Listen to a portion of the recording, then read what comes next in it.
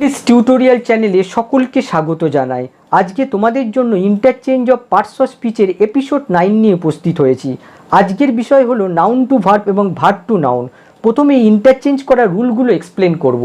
এক নম্বর হচ্ছে ভার্ব যদি নাউন হয় তাহলে ওই ভার্বের সাথে কোনো অ্যাডভার্ব থাকলে অ্যাডজেক্টিভ হবে। এক্সাম্পল দেখো, হি পারফর্ম এক্সিলেন্টলি, এখানে পারফর্মড হচ্ছে ভার্ব আর এক্সিলেন্টলি হচ্ছে অ্যাডভার্ব। যখন আমরা এই ভার্বটাকে নাউনে পরিবর্তন করছি পারফরম্যান্স, সঙ্গে সঙ্গে এর যে অ্যাডভার্ব রয়েছে সেটা অ্যাডজেক্টিভ হয়ে নাউনের আগে বসে যাবে। এক্ষেত্রে দেখো এক্সিলেন্টলি অ্যাডভার্ব, সেটা অ্যাডজেক্টিভ হয়ে নাউনের আগে বসে গেল।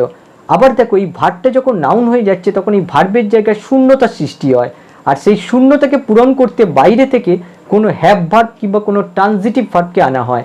এক্ষেত্রে দেখো হ্যাড ইউজ করা হয়েছে, যেহেতু এটা পাস্টে রয়েছে হ্যাড ইউজ করা হয়েছে। এটাকে আবার অন্যভাবে করা যেতে পারে, দেখো লিখেছি হিজ পারফরম্যান্স ওয়াজ এক্সিলেন্ট, এভাবেও করা যেতে পারে। এই সেকেন্ড এক্সাম্পলটা কিভাবে এলো তার বিস্তৃত ব্যাখ্যা আমি থার্ড রুলে করেছি। এবারে দেখো কোনো নাউনকে ভার্বে রূপান্তর, এখানে ছিল ভার্ব থেকে নাউনে রূপান্তর, এটা হচ্ছে কোনো নাউনকে ভার্বে রূপান্তর করলে ওই নাউনের যদি কোনো অ্যাডজেক্টিভ থাকে তাহলে অ্যাডভার্ব হয়ে যাবে।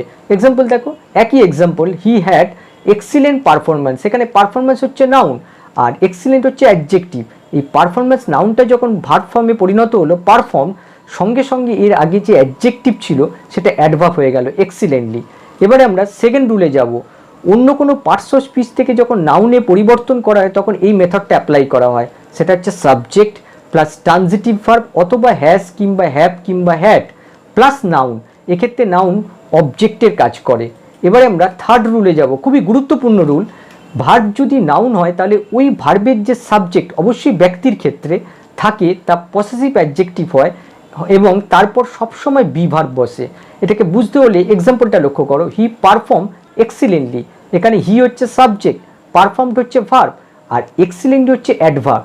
যখন এই ভার্বটা নাউনে পরিবর্তন হলো পারফরম্যান্স, সঙ্গে সঙ্গে এই ভার্বের যে সাবজেক্টটা ছিল হি সেটা পসেসিভ হয়ে গেল, অর্থাৎ হি হচ্ছে সাবজেক্টিভ কেস, সাবজেক্টিভ কেসটা পসেসিভ কেসে পরিণত হলো। আর পসেসিভ কেস এলে তারপরে অবশ্যই একটা বি ভার্ব আসবে, আর বি ভার্বের পরে কোনো অ্যাডভার্ব বসে না, অ্যাডজেক্টিভ বসে, তার জন্য এক্সিলেন্টলির অ্যাডজেক্টিভ ফর্ম এক্সিলেন্ট বসানো হলো। এই বি ভার্বটা কোন টেন্সে থাকবে সেটা ডিপেন্ড করে এই পারফর্ম মেন ভার্বটা কোন টেন্সে রয়েছে। আর এই পদ্ধতিটা মনে রাখার জন্য দেখো আমি এই রুলটাকে লিখে দিয়েছি। এই রুলটাকে যদি তোমরা মনে রাখতে পারো তাহলে এগুলো কিন্তু কোনো প্রবলেম হবে না। সেটা হচ্ছে possessive adjective plus noun plus be verb plus adjective. এখানে দেখো হিস হচ্ছে পসেসিভ অ্যাডজেক্টিভ, পারফরম্যান্স হচ্ছে নাউন, ওয়াস হচ্ছে বি ভার্ব আর এক্সিলেন্ট হচ্ছে অ্যাডজেক্টিভ, ইকুয়াল টু কী হয় সাবজেক্ট প্লাস ভার্ব। এখানে হি হচ্ছে সাবজেক্ট, পারফর্ম হচ্ছে ভার্ব প্লাস অবজেক্ট, এই অবজেক্টটা ব্র্যাকেট করে দিয়েছি, থাকতেও পারে নাও থাকতে পারে। ভার্ব যদি ট্রানজিটিভ হয় তাহলে অবজেক্ট থাকবে, ভার্ব যদি ইনট্রানজিটিভ হয় তাহলে অবজেক্ট থাকবে না, প্লাস অ্যাডভার্ব। এক্ষেত্রে দেখো এক্সিলেন্টলি হচ্ছে অ্যাডভার্ব। এই রুলটাকে তোমরা মনে রাখতে পারো। এবারে দেখো এটা হচ্ছে সাবজেক্ট ব্যক্তির ক্ষেত্রে, সাবজেক্ট যদি বস্তু হয় তাহলে কিন্তু রুলটা একটু চেঞ্জ হয়ে যাবে। সেক্ষেত্রে কি হবে, সাবজেক্ট যদি বস্তু হয়, একটা এক্সাম্পল দিচ্ছি দেখো, জল তীব্রভাবে প্রবাহিত হচ্ছিল, ইংরেজি কী হবে, the water was flowing intensely. এবারে যদি এই ফ্লোয়িং এই ভার্বটাকে নাউন ফর্মে করা হয় তার অর্থ হবে জলের প্রবাহ ছিল তীব্র। তাহলে দেখো এর ইংরেজি কিন্তু ওয়াটার ফ্লো করলে চলবে না, যেহেতু জল একটা নন লিভিং থিংস, সেক্ষেত্রে আমাদের করতে হবে the flow of the water was intense. এবারে আমরা কতগুলো এক্সাম্পলকে সলভ করব। সেটা হচ্ছে he did not like her poor relatives. তাহলে দেখো এখানে লাইকের তলে আন্ডারলাইন করা আছে, এটা ভার্ব ফর্মে রয়েছে, করতে হবে নাউন ফর্ম। এই নাউন ফর্ম হয় লাইকিং, আর নাউন ফর্ম করতে গেলে আমরা জানি যে মেন ভার্বের জায়গায় কোনো হ্যাভ ভার্ব কিংবা কোনো ট্রানজিটিভ ভার্বকে আনা হয়। এক্ষেত্রে আমরা হ্যাভ ভার্ব আনবো, যেহেতু এটা পাস্টে রয়েছে তার জন্য হ্যাড ইউজ করা হলো। He had no liking for her poor relatives. এক্ষেত্রে দেখো ভার্ব থেকে যখন নাউন করা হলো তখন একটা প্রিপোজিশন বসলো। মনে রাখবে ভার্ব থেকে যখন নাউনে পরিবর্তন করা হয় অবশ্যই একটা প্রিপোজিশন বসে। এই প্রিপোজিশনটা কোন প্রিপোজিশন বসবে সেটা সেন্টেন্সের ওপর ডিপেন্ড করে। তবে মনে রাখবে কারো প্রতি কোনো মনোভাব বোঝালে অবশ্যই প্রিপোজিশন ফর ইউজ করা হয়। যেমন ধরো এখানে সে তার পুয়ার রিলেটিভসদের প্রতি একটা মনোভাব বোঝাচ্ছে। আবার দেখো আমি একটা মুখে এক্সাম্পল দিচ্ছি তোমাদের বোঝার সুবিধার জন্য, a mother has love for her baby. এক্ষেত্রে মায়ের তার শিশুর প্রতি একটা মনোভাব বোঝাচ্ছে। মনে রাখবে কারো প্রতি কোনো মনোভাব বোঝালে প্রিপোজিশন ফর ইউজ করা হয়। পরেরটা দেখো, দ্য বুক কস্ট রুপিস 50। এখানে দেখো কস্ট হচ্ছে ভার্ব ফর্মে রয়েছে, করতে হবে নাউন ফর্ম। আমরা যদি এটাকে নাউন ফর্মে করি সঙ্গে সঙ্গে যে সাবজেক্টটা আছে এটা পসিভ কেস হয়ে যাবে। কিন্তু যেহেতু এটা বুকটা কোনো ব্যক্তি নয়, বস্তু, সেক্ষেত্রে বুকস কস্ট কিন্তু করা যাবে না। আমাদের কি করতে হবে?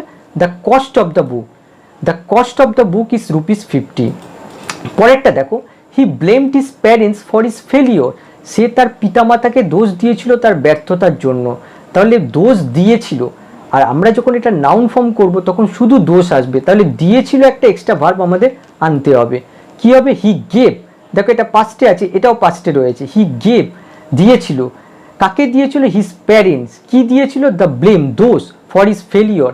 এক্ষেত্রে গেভ হচ্ছে ডাইট্রানজিটিভ ভার্ব, আর ডাইট্রানজিটিভ ভার্বের ক্ষেত্রে দুটো অবজেক্ট আছে। কাকে দিয়েছিল? তার উত্তর হিজ প্যারেন্টস, এটা ইনডিরেক্ট অবজেক্ট। আর কি দিয়েছিল? দোষ দিয়েছিল, দ্য ব্লেম হচ্ছে এখানে ডিরেক্ট অবজেক্ট।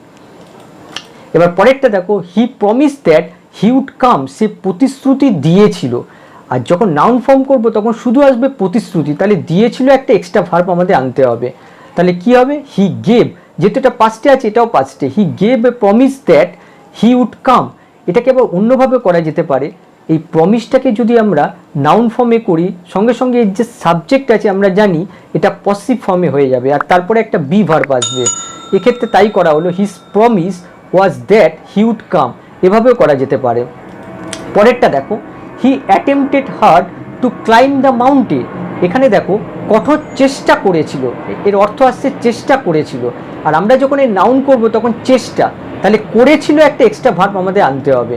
তাহলে he made hard attempt to climb the mountain. ইংরেজিতে যখন আমাদের ইন্টারচেঞ্জ অফ পার্টস অফ স্পিচের পরিবর্তন করা হয়, করা অর্থে আমরা বেশিরভাগ ক্ষেত্রে মেক ভার্বটা আনা হয়। এক্ষেত্রে যেহেতু পাস্টে রয়েছে তার জন্য মেড করা হলো। আবার দেখো এখানে ভার্বের পরে হার্ড ছিল, এখানে অ্যাটেম্পটের আগে হার্ড দেওয়া হয়েছে। এটা কি না, এটা হচ্ছে অ্যাডভার্বে রয়েছে, হার্ডটা এখানে অ্যাডভার্বে রয়েছে। আর যখন এই ভার্বটাকে নাউনে পরিবর্তন করা হলো সঙ্গে সঙ্গে অ্যাডভার্বটা অ্যাডজেক্টিভ হয়ে এই নাউনের আগে বসে গেল। এক্ষেত্রে হার্ডটা কিন্তু অ্যাডজেক্টিভে রয়েছে। পরেরটা দেখো, he is taking a bath. এখানে টেকিং হচ্ছে মেন ভার্ব, আর বাথ এখানে নাউন ফর্মে আছে, এটাকে ভার্ব ফর্মে করতে হবে। তাহলে আমাদের কি করতে হবে? এই মেন ভার্বকে সরিয়ে দিয়ে এর ভার্ব ফর্মটাকে ইউজ করতে হবে। He is bathing. এক্ষেত্রে টেন্সটাকে লক্ষ্য রাখবে, এখানে প্রেজেন্ট কন্টিনিউয়াসে রয়েছে, এক্ষেত্রেও প্রেজেন্ট কন্টিনিউয়াস ইউজ হয়েছে। পরেরটা দেখো, the train arrives at 8 o'clock। তাহলে দেখো এই অ্যারাইভসের নাউন ফর্ম হয় অ্যারাইভাল, যার অর্থ হয় আগমন। তাহলে বাংলা সেন্টেন্সটাকে অর্থ কী হবে? ট্রেনের আগমন হয়। কিন্তু এক্ষেত্রে আমরা যদি ইংরেজি করি ট্রেনস অ্যারাইভাল, তাহলে কিন্তু ভুল হয়ে যাবে। ট্রেন কিন্তু কোনো ব্যক্তি নয়, বস্তু। তার জন্য আমাদের লিখতে হবে অ্যারাইভাল অফ দ্য ট্রেন। তাহলে কি আসবে? The arrival of the train is at 8 o'clock। পরেরটা দেখো, Wordsworth was a great lover of nature. এখানে দেখো লাভার হচ্ছে নাউন ফর্মে আছে, করতে হবে ভার্ব। এখানে মেন ভার্ব রয়েছে ওয়াজ, তাহলে আমাদের কি করতে হবে? মেন ভার্বকে সরিয়ে দিয়ে এর ভার্ব ফর্মটাকে ইউজ করতে হবে। ওয়ার্ডসওয়ার্থ লাভড, যেহেতু এটা পাস্টে আছে এটাও পাস্টে রাখা হলো। ওয়ার্ডসওয়ার্থ লাভ, ভালোবেসেছিল। কি ভালোবেসেছিল? তার উত্তর আসছে নেচার, তাহলে এটা অবজেক্টটা বসে গেল। আবার দেখো লাভারের আগে গ্রেট, এটা অ্যাডজেক্টিভে রয়েছে। যেহেতু এই নাউনটা ভার্বে পরিণত করা হলো সঙ্গে সঙ্গে যে অ্যাডজেক্টিভটা ছিল সেটা অ্যাডভার্ব হয়ে গেল, গ্রেটলি। পরেরটা দেখো, my father is a good painter of natural beauty. এখানে পেন্টার নাউন আছে, ভার্ব করতে হবে। মেন ভার্ব রয়েছে ইজ, তাহলে এই ভার্বটাকে সরিয়ে দিয়ে এর ভার্ব ফর্মটা ইউজ করতে হবে। মাই ফাদার পেন্টস, দেখে নাও এটা প্রেজেন্টে রয়েছে, তার জন্য এখানে কিন্তু সিম্পল প্রেজেন্ট ইউজ করা হলো। মাই ফাদার পেন্টস, আঁকি। কি আঁকি? ন্যাচারাল বিউটি, এটা অবজেক্ট। আবার দেখো পেন্টারে আগে গুড রয়েছে, এটা অ্যাডজেক্টিভে রয়েছে। আর যখন আমরা এই পেন্টারটাকে ভার্ব ফর্মে করলাম সঙ্গে সঙ্গে এই অ্যাডজেক্টিভটা অ্যাডভার্ব হয়ে গেল, গুডের, তার জন্য অ্যাডভার্ব ফর্ম ওয়েল ইউজ করা হলো। পরেরটা দেখো, হিজ পারফরমেন্স ওয়াজ ব্রিলিয়ান্ট।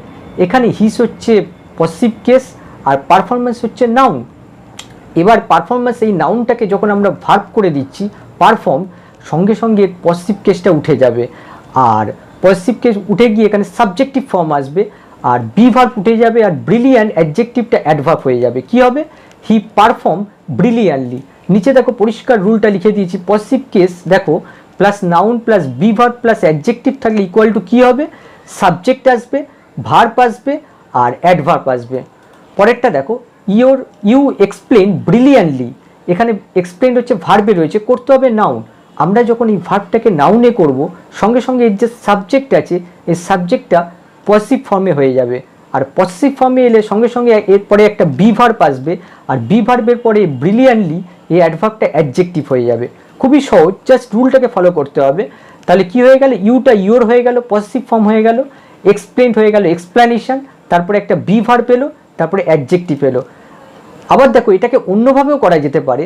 এর বাংলাটা দেখো, তুমি ব্যাখ্যা দিয়েছিলে চমৎকারভাবে, তাহলে এটার যখন নাউন ফর্ম করবে তখন ব্যাখ্যা আসবে, তাহলে দিয়েছিল একটা এক্সট্রা ভার্ব আনতে হবে। তাহলে সেক্ষেত্রে কী হবে, ইউ গেভ, যেহেতু এটা পাস্টে আছে এটাও পাস্টে, you gave a brilliant explanation.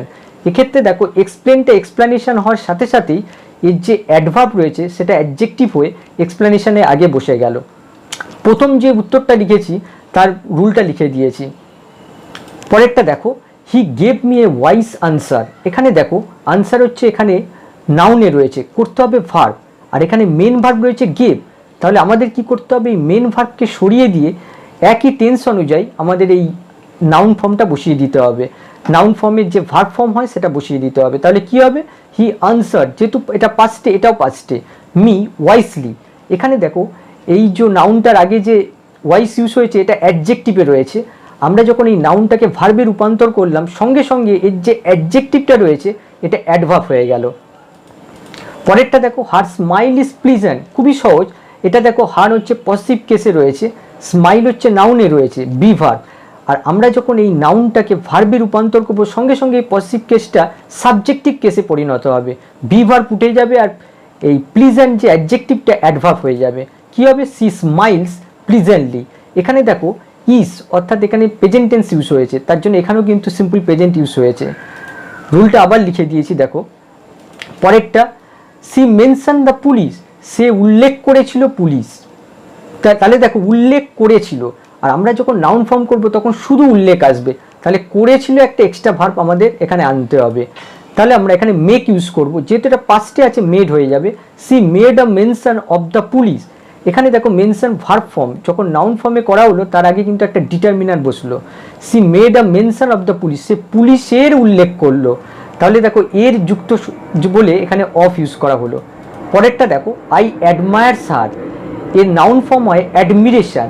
আমরা জানি যে নাউন ফর্মে করতে গেলে মেন ভার্বের জায়গায় কোনো হ্যাভ ভার্ব কিংবা কোনো ট্রান্সিটিভ ভার্বকে আনা হয়, এক্ষেত্রে আমরা হ্যাভ ভার্ব আনবো।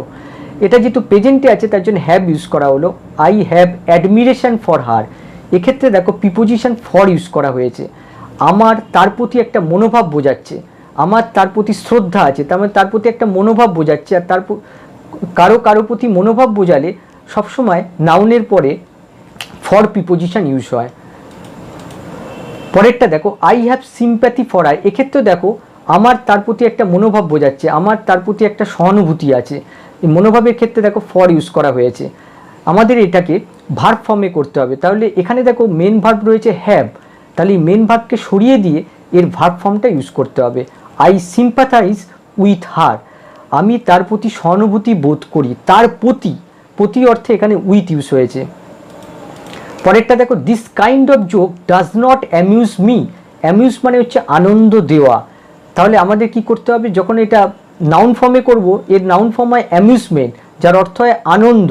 তাহলে দেওয়া আমাদের একটা এক্সট্রা ভার্ব, এই অ্যামিউজকে উঠিয়ে দিয়ে এই জায়গায় ইউজ করতে হবে।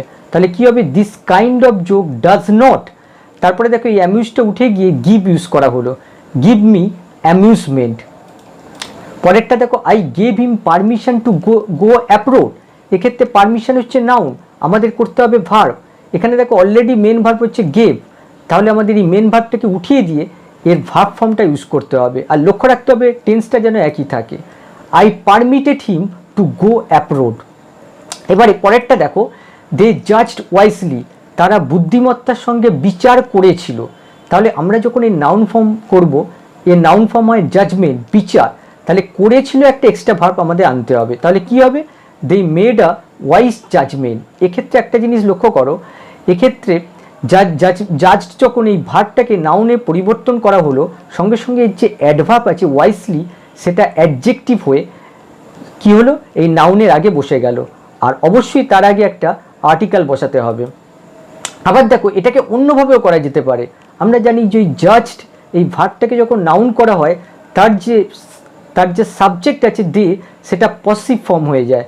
আর পসিভ ফর্ম হলে তারপরে একটা বি ভার্ব আসে, আর বি ভার্বের পরে কোনো অ্যাডভার্ব হয় না, অ্যাডজেক্টিভ হয়, তার জন্য এর অ্যাডজেক্টিভ ফর্ম ইউজ করা হয়। তাহলে দুটোভাবেই আমরা এটাকে করতে পারি। দেখো আমি রুল সেকেন্ড যে এক্সাম্পলের যে উত্তরটা দিয়েছি সেটা কিন্তু রুলটা লিখে দিয়েছি।